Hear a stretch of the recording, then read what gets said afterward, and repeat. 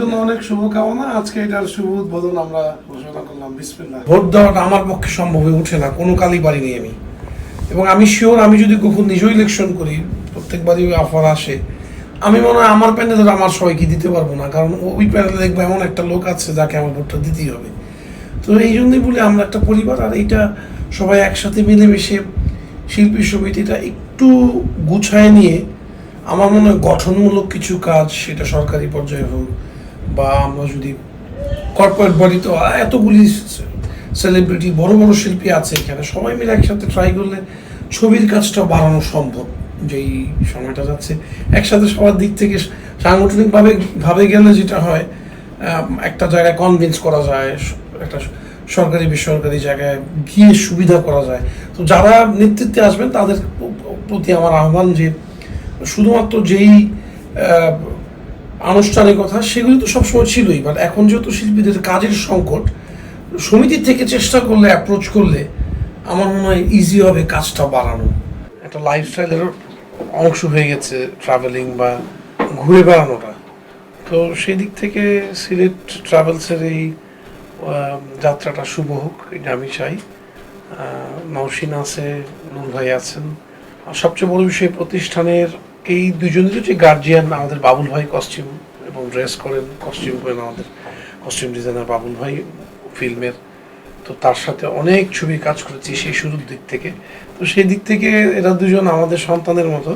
তো আমি সেই সিলেট ট্রাভেলসের অনেক উত্তর সফলতা কামনা করছি, তাদের যাত্রা শুরু হোক। আর আমার ওরিয়েন্টেড যারা আছে, বা আমি চাইবো যে সিলেট ট্রাভেলসের সাথে থাকতে এবং একটা প্রপার সার্ভিস এখান থেকে নেবে। আমি জুলফিকার জাহিদের একটা ছবি চুক্তিবদ্ধ আছি চলচ্চিত্র নামে।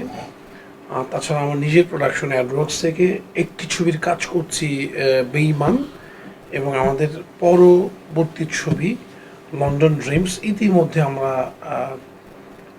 এফডিসি তে নামটা রেজিস্টার্ড করেছি। বাট হয়তোবা যেহেতু পাইপলাইনে বেঈমান ছবিটি কাজ চলমান আছে, তো শুটিং ডেটটা এখন লক করতে পারিনি। বাট সব ঠিক থাকলে এই বছরই অ্যাডওয়ার্কস থেকে, আমার নিজের প্রোডাকশন অ্যাডওয়ার্কস থেকে, আর আমার যে পার্টনার আছেন পরিচালক মিনহাজ কিবরিয়া, তার পরিচালনা আরেকটি ছবি এই বছর শুরু করবো সর্বনিম্ন। বাট আমরা স্টিল আশাবাদী যে এই বছর দুটো ছবির কাজ আমরা অ্যাডওয়ার্কস থেকে হাত দিব। আমার কাছে মনে হয় কি, এই কোভিড পরবর্তী যেটা ক্রান্তিকাল গেছে আমাদের, ওইরকম একটা ট্রানজিশন পিরিয়ড বা একটা বেশ, যেহেতু রাজনৈতিক প্রেক্ষাপট চেঞ্জ হলো, ওদের নতুন একটা সরকার আসলো, আমরা ধীরে ধীরে স্ট্যাবিলিটির দিকে যাচ্ছি। তো আইন শৃঙ্খলা সহ সব কিছু সর্বোপরি সব ঠিক হইলে দেশের, তখন মনে বিনোদন সেক্টরটা আরেকটু ঠিক হবে। এখনও আমরা আসলে আগের যে একটা ধকল যাচ্ছে সেইটা সাফার করছি। অনেক শিল্পী দেশে নাই, অনেকে নিয়মিত কাজের অভাবে মানসিক একটা অস্থিরতায় আছে। বাট আমি বরাবরই আশাবাদী মানুষ, কারণ আমার খেয়াল আছে আমি যখন করোনাকালীন ব্রেকটা শেষ হলো, আমি 7 না 8 মাসে 18টা বিজ্ঞাপনে কাজ করি শুধু, যখন স্টার্ট হয়। একই সাথে ছবি শুরু হয়, ওয়েব সিরিজ শুরু হয়, অনেক কাজ নিয়ে আমরা ব্যস্ত হয়ে পড়ি। তো এখনও সেই রকম একটা টাইম যাচ্ছে। এইটা কিছুটা, কারণ আমার বাবা একটা কথা সবসময় বলে যে রাতের পরেই দিন আসে। তো রাত যেহেতু যাচ্ছে, দিনটা আবার আসবে। তো চলচ্চিত্র বলেন, পুরো বিনোদন সেক্টরে যারা আমরা শিল্পী, কলা কৌশলী কাজ করছি, সবার জন্যই আমি মনে করি এই মুহূর্তে পাশে থেকে নানা আইডিয়া শেয়ার করে চেষ্টা করতে হবে একসাথে থেকে। এবং আমি বারবারই বলি কথাটা, প্রায় 17-18 কোটি লোকের দেশ, তো বিনোদন একটা বিশাল সেক্টর। এইটা কখনো ইটস নেভার এন্ডিং।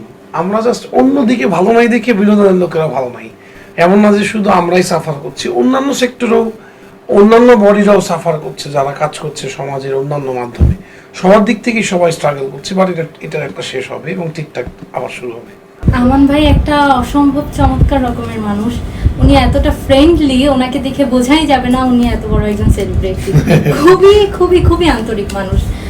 আর উনি যে আজকে আমার এই প্রতিষ্ঠানে এসেছে, আমি খুব খুশি। আপনারা সবাই এসেছেন, আমি খুব খুশি। আপনারা সবাই আমাদের জন্য দোয়া করবেন এবং আমাদের পাশে থাকবেন।